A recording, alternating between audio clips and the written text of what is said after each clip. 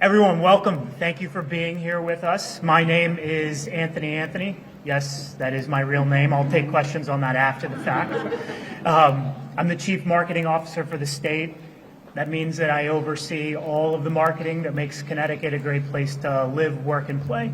We are here today at the Bristol Bazaar to help roll out our new state branding. The story about the Bristol Bazaar is incredible, and it's emblematic of who we are as a state of makers and creators. But I'll tell you a little bit more about that later, and we have other folks to add some color commentary on that. But before we jump in, I answer the question that all of you are here to understand and learn about, which is what's the new branding and who is Connecticut. I want to take you back on a little bit of a journey, back to 2012, so we can answer the question, why rebrand now, today in 2023? So 2012, very, very different time. Dow Jones was hovering right around 16.5. We were all back on our iPhone 4s. If you're lucky enough, it was iPhone 4S. Consuming media very differently than today. And last but not least, Connecticut rolled out a whole new marketing campaign, logo, and tagline with that logo, still revolutionary. That was intended to do a couple of things. One, show how Connecticut is a great place to visit. From a historical perspective, we were still revolutionary. From a business standpoint, we're also revolutionary and innovative with what we had in the state. Fast forward to today. Again, very, very different time. So first and foremost, the economy is in a bit of a different place, just slightly different. The Dow Jones is in the 34,000 range. The way we consume media is entirely different, and I think this is pretty reflective of how people are walking around with two different phones, sometimes even watching TV with a phone in their hand as well. And last but not least, business growth and net migration is a very different place than it was 10 years ago. We've had a slew of young families, tens of thousands, move into the state over the last few years, mine included. That's my daughter on move-in day. And they're here to take advantage of the incredible quality of life that we have in Connecticut. In fact, over the last 10 years, the percentage of people identifying as non-white has increased from 28% to 37%. So it's just a change in demographics in addition to actually having more people moving in. So based on some of those numbers, we've done some research and surveys to understand a little bit more about who Connecticut is and where we're at today. So in surveys done in early 2023, when we were thinking about rebranding, we found out that respondents said that 46% of respondents, in fact, said this branding is no longer relevant. And that's for a few reasons. One, you can say it's too political, red, white, and blue. They say that it's a little bit too focused on being patriotic. It doesn't speak to who we are as a state. And last but not least, it doesn't speak to an identity. This could be any state that's within the United States. So it's time to get something that's a little bit different and fresh and new. And so a little bit further on the data standpoint, just so you understand why we're thinking about this now. This same survey asked folks a few different questions. Is Connecticut a good place to work, live, and play? They asked about state pride, and we asked about likelihood to recommend Connecticut. As you can see, the numbers on Connecticut as a good place to live, work, and play are very good. We admire this, and we have room to get better, though. State pride is hovering around 50%, which, again, room to grow, not bad. I also want to note, though, this was done about a week before UConn won the men's national championship. So I think we did it a week later. It's a very different number. That number, 21% likely to recommend Connecticut. We've got room to grow there. And so with this campaign, we recognize that it's time for something new and different, and that steady habits have to change, and a new brand is a long time coming. And that brand, we need it to inspire people. We need a brand to help us change perceptions of the state, and we need to show the real Connecticut, who we are today after some of these changes, and changes how people are consuming media, people moving into the state, and the momentum that we have built. And in fact, we see that identity as being a commonality, something that brings people together, and that is of the state being a group of makers, creators, innovators, and entrepreneurs who are here for good. So if you haven't already, grab a bag of popcorn, lesser evil popcorn made right here in the state of Connecticut, the nation's largest organic snack producer, and let's take a look at our new brand video. 60 seconds talking about who we are in this Maker Manifesto. Dream, design, shape, repeat. That's what we do here. We're makers. It's why we came here and why we're here for good. High-tech helicopters. The country's best pizza. National championships. Artistic triumphs. Scientific breakthroughs in medicine and aerospace. This small state is one of the best places on earth to build a family, a business, a home. So let's keep dreaming, designing, shaping, and repeating. What will you make next? Connecticut. Make it here.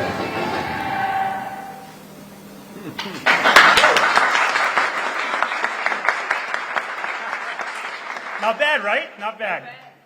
So this Maker's Manifesto is the cornerstone of our brand identity, and it's a piece of our greater marketing campaign. It will inspire 30-second commercials, 15-second commercials, and 6-second digital commercials that it will run throughout the state. It will also run in out-of-home, so you have billboards, Metro North, and at Bradley Airport. And for once, with this identity and who we are and what we do, we can put a flag in the ground and say that this is who Connecticut is, this is what we offer, and this is what we are proud of. You can make your life here, you can make your career here, you can make your business here, your family here, your dream here, your product here. And for other folks, teachers and homemakers, they can make their families here and the future generations of leaders here. Make it all here, be part of something bigger than yourself. So I'm going to borrow a quote from one of my favorite TV shows, and I know the governor's a fan of it as well, Ted Lasso.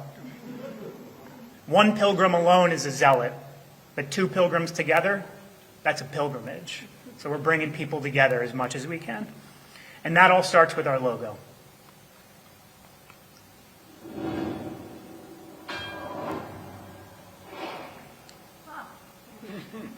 You can see it's sleek, modern, and bold, and it's declarative. It actually tells people something and who we are. But also, we want to make sure that, again, with this idea of changing perceptions, it's fun. It doesn't take itself too seriously. And then, true to our maker spirit and who we are as a community of creators and makers, we want that logo to be flexible and for a chance to give people the chance to see themselves in it and to take part in it. So for the first time, we are allowing people to be a part of the campaign and put themselves into the logo itself. We recognize the value of the state's diversity, cultural, social, and geographic, and we have ensured that this is reflected in our branding and in our campaign. So the logo is intentionally designed to be yours, mine, everybody's. This is ours, and this is what brings people together. And we invite municipalities, local communities, businesses, groups, and individual residents to see themselves in it, put their own imagery in it, and if you want to be a part of it, just reach out for guidance on how to do that, and we will make sure that you're able to use it, and we'll give you the thumbs up for that. Look, I'm personally really excited about this. The possibilities of this are endless, and it's, again, emblematic of who we are as a very small and mighty state. Beyond our logo, some of the other advertising pieces that we have, this campaign in the market, we've spent $1 million for the ad buy, and it'll be in the state in year 1 and out of state in year 2. And we're going to show ourselves and show the world what it means to make it here. Beyond video advertising, you do have some out-of-home assets, which I've mentioned, which you see here, and they're all playful. They show what we make and what we're proud of, so it's not just about products. It's about experiences. It's about happy lives. It's about families. It's about safe communities. It's about an incredible quality of life. And that's our value proposition in Connecticut. and we hope this campaign shows that. Some other things that are going to be part of the greater campaign that are going into the future, not immediate, but will be rolling out in coming weeks and months. We have what we call our Maker's Manifesto pop-up video. So the commercial, the 60-second commercial that I showed you, that'll roll out and you'll see all of the symbols and the stories around what we included in that video, from the helicopters and the spacesuits, all the way down to the final scene. There's a river in it, and we included that intentionally as a nod to our tribal partners who have been here longer than we have, and it's the meaning of the state Connecticut, and what it, where it came from, land of Long Tidal River. So the other things too, we have maker grants, which we're partnering with CT Next to put out, micro grants for entrepreneurs. We'll also have public arts grants in collaboration with the Office of Arts and Manufacturing and CT Next to show the world who we are and show the state who we are and help them engage and see it and, you know, create vibrant hubs for people to come visit in our communities. And also, we'll have a few other pieces, but I don't want to let the cat completely out of the bag. But all these efforts are meant to showcase Connecticut is a great place to live and work. And I want to highlight that last piece, live and work. This doesn't mean just because this campaign is rolling out that CT Visit and the Find Your Vibe campaign is going away. CT Visit and Find Your Vibe we see as a sister brand and a sister campaign that will be out of state, telling people why they should come and visit Connecticut. I'm going to wrap this up, but the last thing I want to say is I'm not only proud of this campaign, but I'm really proud of this state. It's one of the best places in the world to live and work. And I don't just say that because it's my job as the chief marketing officer. I say this from the experience of coming here. My wife, Kara, and I, and Kara's in the audience somewhere, I want to say hi and thank you for being here. We chose to move to Connecticut and lay down roots and grow our family. I have 2 kids, Isabel and Julian. I don't think that they would recognize a life without Connecticut. This is part of who we are, and it's just representative of the welcoming people who have become part of our family, the safe communities that we live in, this incredible schools and all of the fun things that we get to do with them every weekend. So speaking of my wife and my family, I wanted to say thank you to her for all the support. I have a few other thanks to folks before I hand it off to our next speaker. I want to thank Ellen Wolf. Ellen is my co-conspirator and partner in crime on this campaign. This campaign would not be what it is without her. She's a rock star. Her fingerprints are all over this. I want to thank Cronin. Cronin was our creative partners on this campaign. They are creative geniuses and mad scientists, and I love working with them. And again, this is their heart and soul coming out. I want to thank also Bristol for hosting us in the Bristol Bazaar. Kara and Eric, thank you guys, and they'll be speaking to you later, telling you more about their story. The last 2 folks are also very important here. Governor, I want to say thank you to you. I wouldn't be here today if you took a chance or didn't take a chance on me 2 years ago. 2.5 actually at this point. It's been the best 2.5 years that I've ever had. Thank you. Yeah, not bad, right? Not bad. Good gamble. And I want to thank Commissioner Alexandra Dom. And she really gave us the opportunity and faith to run with this and make it happen. And she gave us direction along the way. And I love collaborating with her on these things. So I would love to invite her up as our next speaker to share a little bit more about the strategy of this campaign and where we're going to take it over the coming years. Thanks a lot.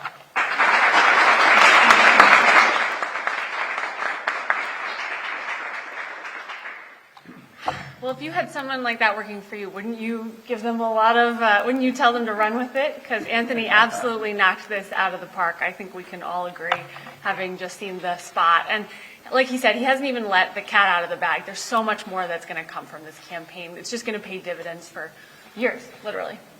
I will be very brief. We have a great lineup of speakers who are all going to tell you what this campaign and rebrand is going to mean to them. I'll briefly tell you what it's going to mean for the Department of Economic and Community Development. When the governor and I think about what the task is for DECD, it's really to grow the population in Connecticut and grow our businesses in Connecticut. He always says we need more taxpayers, not more taxes. So we're here to bring people and businesses to the state. It's really hard to do that when you have an uphill battle against some negative perception.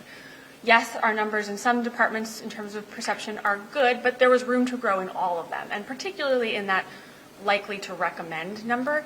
We don't get it. Why are there's a gap there. We don't know why people are not as likely to recommend Connecticut as we really believe they should be, given the amazing quality of life and business environment here.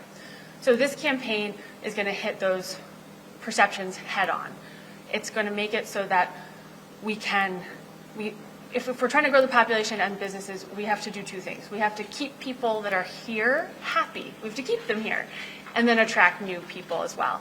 And so this campaign is going to first, like Anthony said, target in-state audiences, both businesses and residents, and make sure that folks that are here know what we stand for and are really proud to be here and proud to recommend us. And then we're going to start marketing out to outside audiences, to other states, and say, have you thought about Connecticut? Take another look. Come see what we're all about, because we know what we're all about, and you just saw what we're all about. So this is a great tool. A big thank you to Governor Lamont, who has been involved from the beginning. We've been showing him these drafts from the beginning, and his input was extremely useful. That little dink dink video, that was his idea. He said, I think we need to make it more, we need to really sell it, make it more explicit. And he was totally right, and we love that little spot. So his enthusiasm has been really helpful, and input has been really helpful. Thank you to Ellen and Anthony and the team at DECD, and Cronin has been a delight to work with. Thank you for hosting us. I just met Kara and Eric. This is an amazing spot. I've had my eye on it ever since it launched earlier this year, right? And thanks to the mayor for having us as well. Oh, didn't have to look far. So I will wrap up and give it back to Anthony, but this is an exciting day. It's been a long time coming, and it's a happy rebrand day, everybody.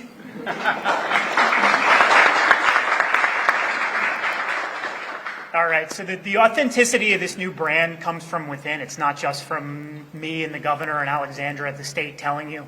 We have the next 6 speakers are here to actually tell you about this brand, what they do, and how they live our values every single day.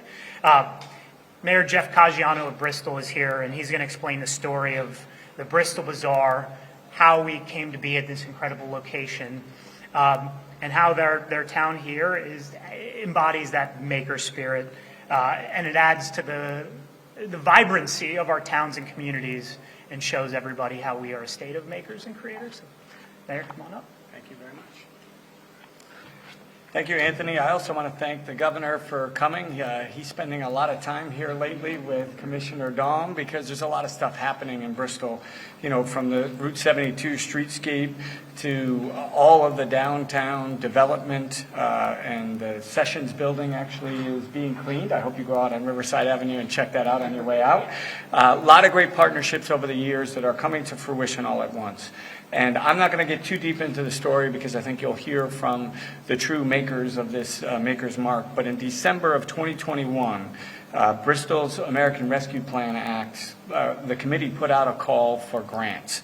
And I am so pleased that Eric and Care were one of those people that applied for a grant here to build the Bristol Bazaar. And they were really one of about 45 out of almost 180 applicants that came in. They were awarded, and they went through the process. And this unique makers marketplace fits the transformational nature of what we were looking for. So when we put that grant request out, we wanted to make sure that people knew we were trying to transform Bristol. And so when we look at the rebranding and the combination of this, we see that, you know, Bristol's a manufacturing town. We have a long history of making things from hoop skirts to clocks initially in a manufacturing town. Spring and stamping capital of the world is here, and you saw some of the aeronautics and aerospace industry. Nothing really flies, as Paul Lavoie says, in Connecticut without being made, without things being made in Connecticut, but many of those things are made in Bristol. So it's a unique space giving makers across the region a means to sell their products in a dynamic brick and mortar location, which is kind of new, right? That has been going away. When I walk around town and talk to people, people want to bring that old Main Street vibe back where they can go and shop. And some of us like coffee and other things too, so we're going to add some of those things down the road, I believe, as well. But it really, this space fills a void in Bristol's tourism kind of track record, the entertainment market. Anthony talked about live, work, and play. Those are the three things that we're focusing on here downtown. We have a couple of work environments. We focused a little bit more on healthcare recently. The live is coming, as we have almost 483 new apartments that are coming in. But the play is something that's a little bit different. So Kara and Eric will talk about that a little bit more. I'm going to talk a little bit about the Bristol perspective now. So Bristol is known as the All Hearts City. And the state's new Make It Happen campaign here and the flexible branding is actually pretty cool for us. It's going to allow us to market our growing entertainment zone. It might help us market our arts and culture tourism district, which I think we're only one of 5 in the state. And it's also going to help local businesses and manufacturers to go ahead and brand their different pieces of how this works. My last thanks is to Eric and Kara, who will be coming up shortly, I'm sure. Thank you for having the vision to build what I call Little Las Vegas here in Bristol, and this is the kind of the vibe of this place. And thank you for giving 58 right now, which is amazing. 58 makers an opportunity is kind of your side hustle, and I'm going to steal thunder from them, I'm sure, to be an incubator space for potential future businesses. It's just been a great collaboration. I'm so excited that Bristol has been chosen to rebrand this launch, and it's really a great rebirth for Bristol. So thank you very much. Thank you, Mayor. I want to reiterate that this story here is emblematic of who we are as a state, as a community of creators. You have the state who provided ARPA money to the municipality who gave this to private creators, and now they are employing and highlighting other makers. 58. That's incredible. So this is what we want to be, and this is who we are, showing the world who we are. Look, the Bristol Bazaar, I think, is the intersection of creativity and innovation and entrepreneurship.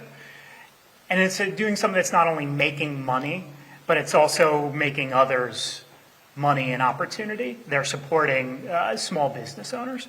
So I can't tell this story any better than Kara and Eric will do. So I will invite up Kara and Eric Varikas to tell more about the Bristol Bazaar.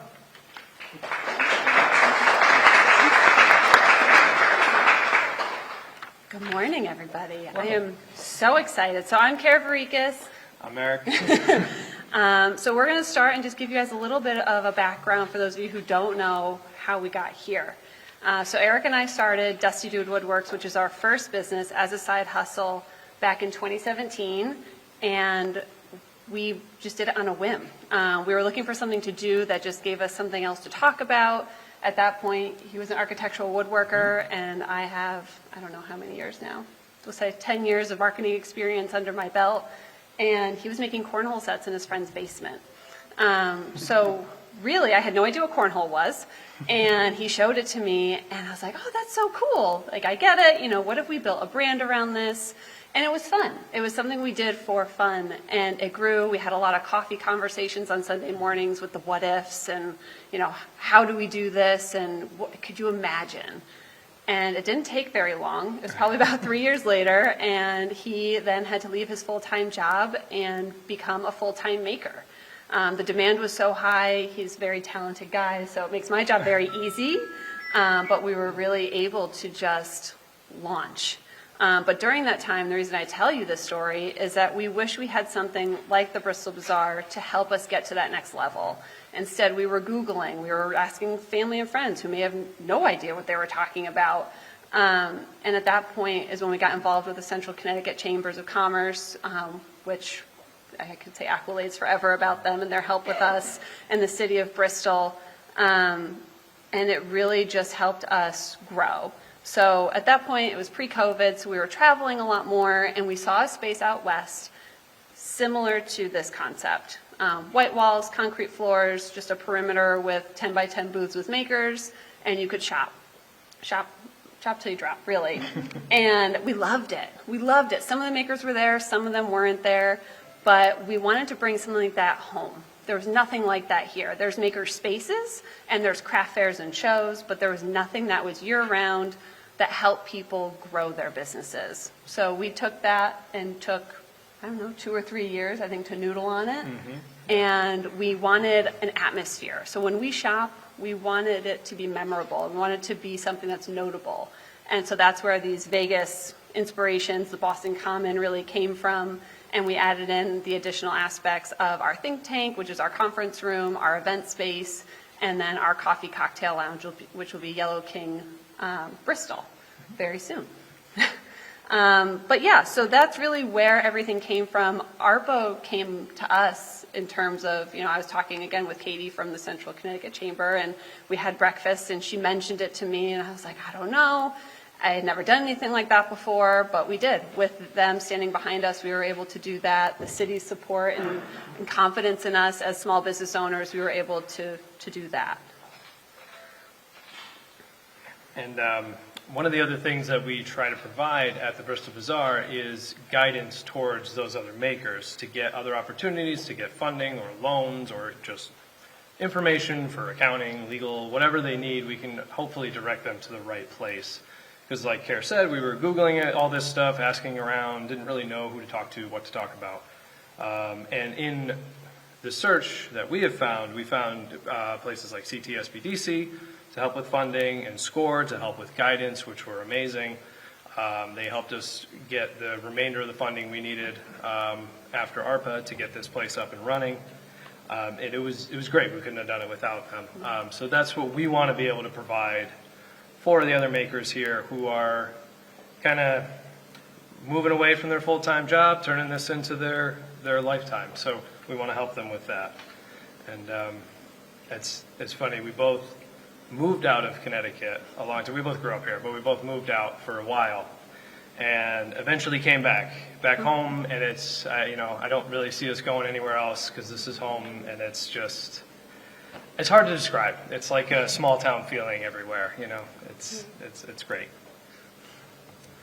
So to really kind of wrap things up, talking about the branding, and this is so exciting for us. So as someone who works in marketing, I love that we could be a part of something that's bigger. And like the Makers World, everybody's in it together. You're all a family, all 56 or 58 of our makers. We're all in this together, and we're all supporting each other. And being able to use that same logo and put your spin on it as a small business owner shows that you're all part of it and you're all doing it together. So accolades to you and the team for doing this. I'm so excited, and we appreciate you guys all being here. Thank you.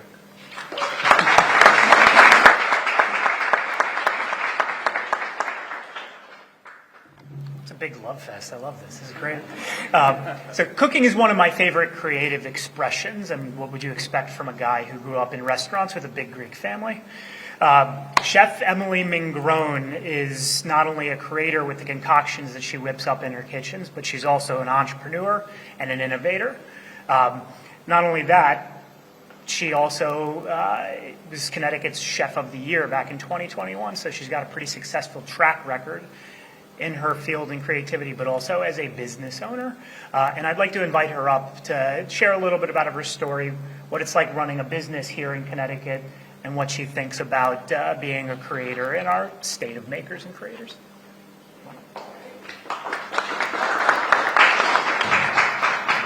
Hi, everyone, and thank you for having me. I'm really excited to be here, not only representing, New Haven in the restaurant industry, but the Connecticut restaurant industry as a whole. Previous branding of the state really didn't include much about food, let alone restaurateurs like myself that break our backs every day to do what we love and serve the people around us really great quality products. So again, I'm Emily Mingrone. I'm the chef and owner of 3 businesses in New Haven. My flagship is Tavern on State. We then opened a butcher shop called Provisions on State in 2020. And then in 2022, I opened Fairhaven Oyster Company, which is an oyster bar on the Quinnipiac River, also in New Haven. Excuse me. Tavern started in 2019, and I started it from the ground up. I don't have any investors. It was all my savings and educated business decisions that got me to where I am today. We survived COVID. I now have 3 bustling, community-oriented businesses with over 40 employees. Often when you tell someone you're from Connecticut, they assume the whole state is much like Greenwich, not realizing the diverse nature of the residents here, including creators like myself, educators, and small business owners. As a creative person obsessed with quality, I love doing business in Connecticut, especially in New Haven. In a few short moments, I can be on either end of the state sourcing local and high-quality ingredients from farmers and producers that we know by name. We have Beth and Dana's oysters from Stonington Farm, seasonal vegetables from Ian at Wellstone Farm, acorn-fed pork from Jen at Walden Hill, lamb from Pete in Newtown, mushrooms from Chris in Mystic or Oliver in Woodbridge. Being surrounded by people who take such pride and are so passionate about what they do is one of the most inspiring parts of my career. The Make It Here campaign will shine light on these craftspeople and all the amazing things they contribute to the community. I always thought we should get back to basics, highlighting and supporting small businesses that have spent years, if not a lifetime, honing their craft. At my butcher shop, it's incredibly special to me that we know the farmers where the meats are sourced. We can relay that information to our guests through one-on-one conversation and offer them education not only on the products they are purchasing, but we develop an ongoing personal relationship, which creates repeat guests and also education on product and sustainability, keeping it full circle in the state. That's the way it used to be. And honoring the timeless dedication to one's craft is something that tends to get lost in the current corporate climate. I think the Make It Here campaign will sort of shine the light back onto us and the small business owners that make it what it is. My oyster bar is on the Quinnipiac River, a place that was once rich with oyster farming and distribution. Tapping into that just by existing simply and thoughtfully, honoring traditions while making them our own, these are things that are extremely important to me. And Connecticut's rich history offers endless inspiration in doing so. So with all that said, I'm excited to bring attention to the state and show people that our cuisine is more than just pizza. I'll make it my life's work to do so. Thank you.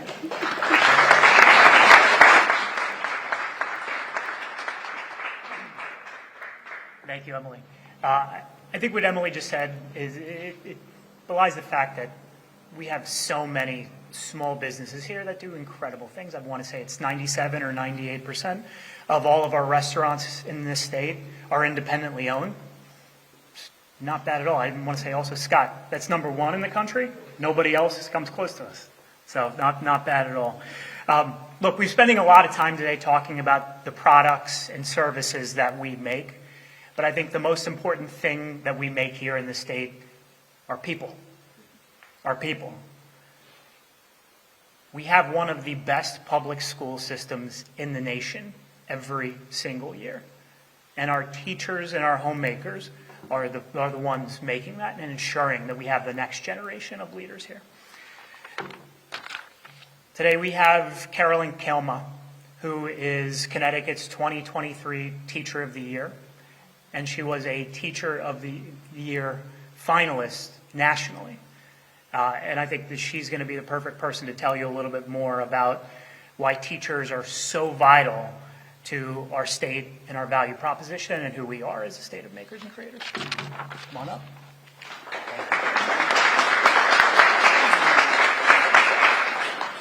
Hi, everyone. I'm fortunate to be born and raised in Connecticut. As a bicentennial baby born in Southington, I have seen the state grow and change over the years. As a stubborn teenager who couldn't wait to get out of Connecticut, I headed to Pennsylvania for my undergraduate, but promptly returned to earn my graduate degree in education from the University of New Haven. It was here in Connecticut that I became the educator I am today, by learning from the best of the best in New Haven, West Haven, New Britain, and Bristol, where I now work. Since receiving the honor of 2023 Connecticut Teacher of the Year last fall, I have had the unique opportunity to meet with Teachers of the Year from all 56 states and territories. I can tell you without a doubt that Connecticut is one of the best teacher preparation programs in the nation. We value education and work hard to ensure that all students have their educational and social emotional needs met. Our educators are respected professionals. Our state consistently rates high in education with excellent public school systems, as mentioned, and prestigious universities. This means that children raised here will have access to quality education and opportunities for higher learning. As you may know, I teach at Bristol Arts and Innovation Magnet School here in Bristol, and my son attends a STEAM, that's Science, Technology, Engineering, Arts, and Math, school in Waterbury. These are just some of the unique public school opportunities available to help promote science, technology, engineering, arts, innovation, and engineering careers and futures for our state.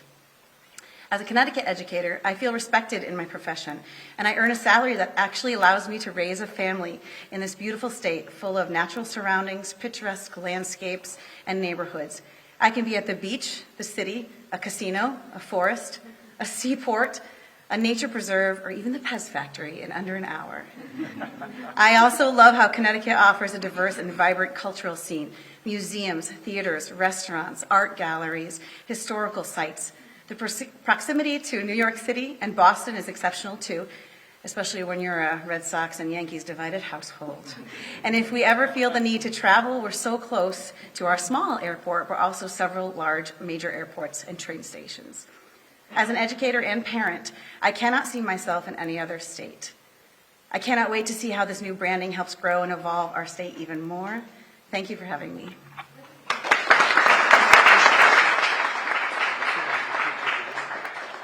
She does my job for me. That was perfect. My goodness. So innovation is often a buzzword that just gets thrown around a lot. It's elusive, and there's really no recipe or special ingredients for it. It's almost kind of like jazz. You just kind of got to feel it and play along and figure it out as you go. To borrow a phrase from Emily's world, it's a secret sauce, and I think it's our secret sauce. And our next speaker, Oni Obiocha, is the executive director of CT Next. It's his job to promote entrepreneurship and innovation across the state.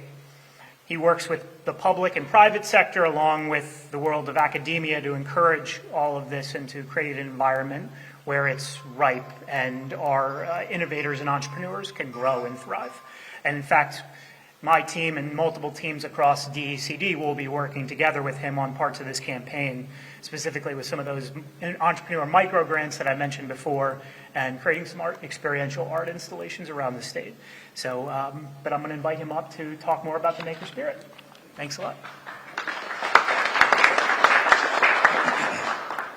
Hello.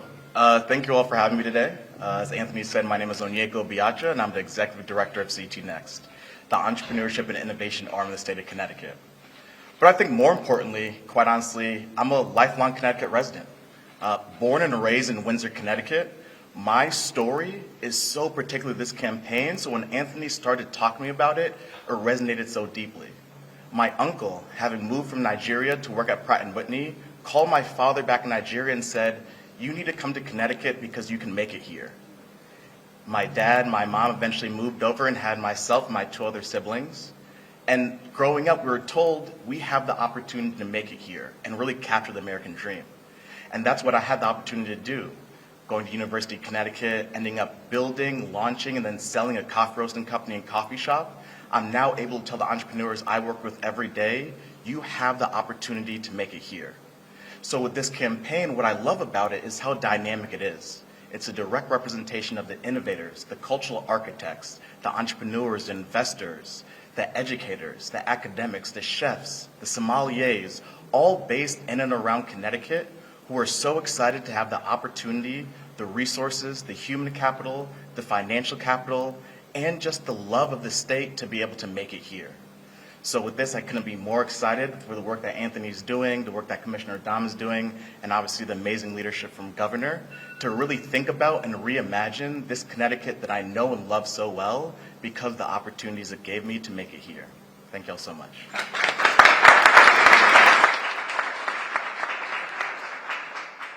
Thanks, Oni. So a lot of what we've talked about here today all goes back to something that the governor said back in 2019 in his first State of the State address. No more bad-mouthing Connecticut. That wasn't a directive. I think that's more of a mindset. And it's that mindset that is permeating everything that we're talking about here today, and a lot of this advertising and a lot of the reasons why we've had tens of thousands of young families make it here, set up their family here. We have economic growth. Businesses are looking to expand and grow here. And that's because of this vision and mindset. So, Governor, come on up and bring it home. All right. Man, a lot of positive energy, enthusiasm. I hope it's contagious. Thank you. I appreciate what that means. And Jeff, there's a lot going on in Bristol. That's why we keep coming back. And Bristol Bazaar. This is so cool. I mean, it is made in Connecticut. I should buy it here in Connecticut, buy it right here, help out all the local startups that are happening in Bristol and around this state. I think that's what this message is all about. And this energy, this place is so amazing. Come visit. I think you'll love it. And I was just struck by Anthony in the initial presentation. I saw the numbers, and it was about live, work, and play. And on a personal note, I love the fact that play was right at the top of the list. Everybody loves Connecticut. We had more visitors to the state of Connecticut over the last few years than ever before. That was despite COVID. I think it's our parks, it's our beaches, it's our downtown. Just as you were saying, Carolyn, you've got a little bit of everything here nearby, and what a difference that makes. And live. That was very high. People love to live here. I love the fact that people go experiment a little bit out of state, then you come back. I kind of like that. And, and that's because, again, because of the quality of our schools, the quality of our lives, I think, here. I think some really good foods. I'm becoming a foodie. That's okay. I've eaten a lot of pizza. I'm looking forward to the oysters, actually. That's what I'm going to do. I think this is sort of changing a little bit of the impression of what maybe had, but a little staid Connecticut in yesteryear. And I think finally when it comes to live, work, and play, I saw those numbers. And work was maybe a place where we had a little bit of work to do, as I saw it, Anthony. Because maybe they think our economy is, not as state-of-the-art and a little bit staid, which is so wrong. And that's what this message is all about. I mean, we are, and always have been, the most innovative entrepreneurial economy in the world. It goes back, right, Oni? I mean, you got Eli Whitney, you got ESPN right down the street. In between, we did, what'd you say, hoop skirts? Submarines. Okay, that was good. Sewing machines, typewriters, jet engines, helicopters. Pratt & Whitney had something to do with engines. I mean, that was what Connecticut was, and that is what Connecticut is. And I think that's what this message is all about with Make It Here. I think it's an example. If you're a young person, you're trying to figure out where you want to start a career, we've got a job for you. It's an amazing job. It's a chance for you to start up your own small business, a chance for you to be doing something state-of-the-art. It's a chance for you to be able to make a big difference. And I think that's what this program is about. That's what this campaign is. We still have Find Your Vibe. That's for tourism. That gets people from the region to come and visit the state. This is a way to remind people, young people, why you want to come to Connecticut, why you want to stay in Connecticut, why you want to grow your family in Connecticut and start a business in Connecticut. And Anthony, we couldn't have done it without you, my friend. Thank you. Thank you for what your enthusiasm and your positive attitude about this state. I hope it's contagious. I think it is. It is with me. Thanks, everybody.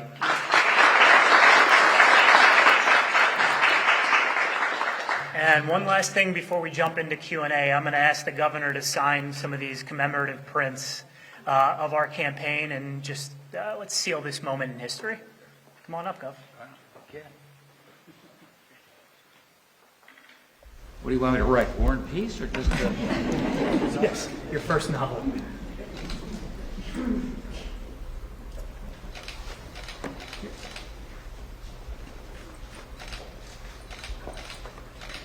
I signed a lot of bills. This is probably more meaningful in many cases.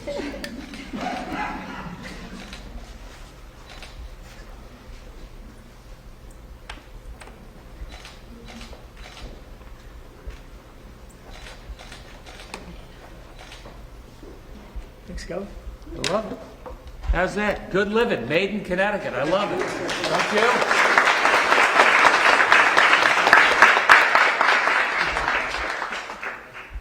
Guys, we'll take on-topic questions here from the podium and then break for a few minutes, and then if you want off topics with the Gov, we'll grab it. What are going to be your metrics for measuring the success of this rebranded marketing strategy? Absolutely. So the metrics that you saw up there from the 2023 brand survey, we'll do that again in 2024 for the year ahead, so we'll measure against that. We also, we don't have anything to benchmark against it per se, but we will also look at media impressions, website clicks, and click-through rates, so just typical digital metrics. One of the things, since I've been standing here and I tweeted out, or X'd out, if you will, the new campaign, I heard from someone who showed me Ohio's campaign where it says, find it here. So catchy slogans are certainly important, but it sounds like what you're trying to do is incorporate the past with the present and not focus on one particular part of the state and focusing on young people. Yes. So yes, yes, yes, and yes. But the big thing is, though, I think that's what's forgotten in all this.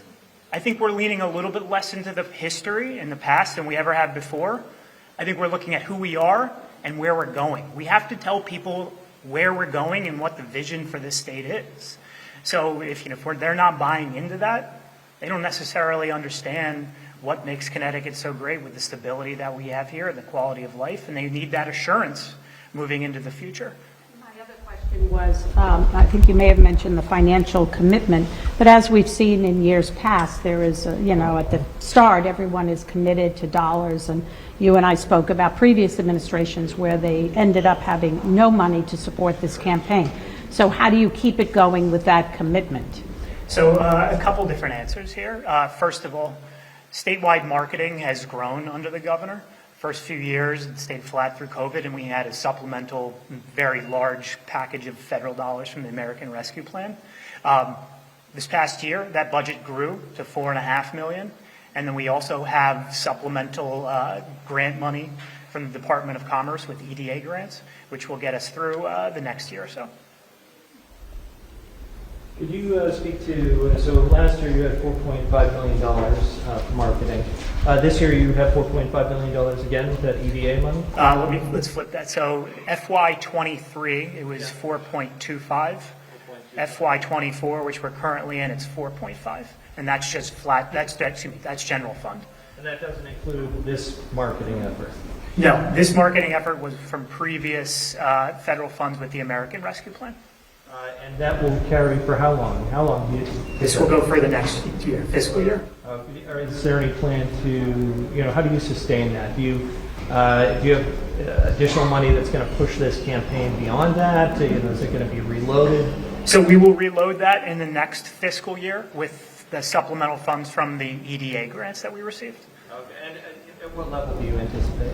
I think at minimum, probably another $1 million for the ad campaign when we go out of state. I mean, as everybody in this room knows, especially our friends in the media, New York's a very expensive place. So we're going to look at creative ways to get that message across in that very crowded New York market and in a city.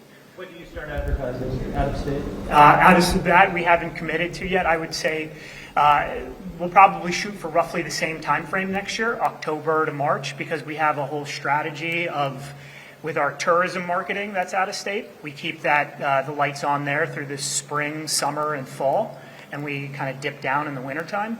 That wintertime is a really good point to ramp up our this new message, and so we're making sure that Connecticut is never dark in other states. Okay, so the $4.5 million for this year includes internal marketing, but also tourism? Yes. Okay, thank you. Yep. Who did all the artwork? Our friends at Cronin. They're in the back. They can wave, and you should chat with them after the fact.